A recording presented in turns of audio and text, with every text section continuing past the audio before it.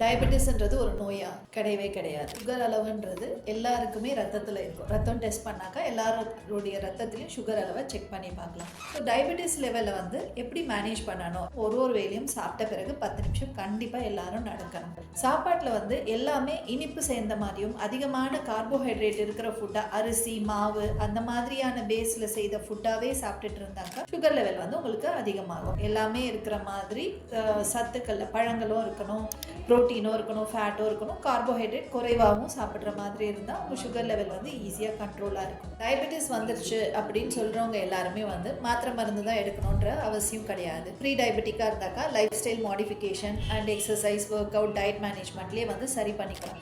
அதையும் மீறி diabetes start ஆயிடுச்சுன்னு சொல்கிறவங்க ஆல்டர்னேட் சிஸ்டம் ஆஃப் மெடிசன்ஸ் எடுக்கலாம். லைஃப் லாங் மெடிசன்ஸ் எடுக்க வேண்டிய அவசியமே கிடையாது. ஏன்னா ஆல்டர்னேட் சிஸ்டம் ஹோமியோபதியிலையோ ஆயுர்வேதா, சித்தா, யுனானி மருந்துகளை எடுக்கும்போது உங்களுடைய கணையத்தை இது வந்து வேலை செய்ய தூண்டி உங்களுடைய டயபெட்டிக் லெவல் எப்பயுமே பேலன்ஸ்டாக இருக்கிற மாதிரி அது வந்து உதவும் உங்களுக்கு. Take care.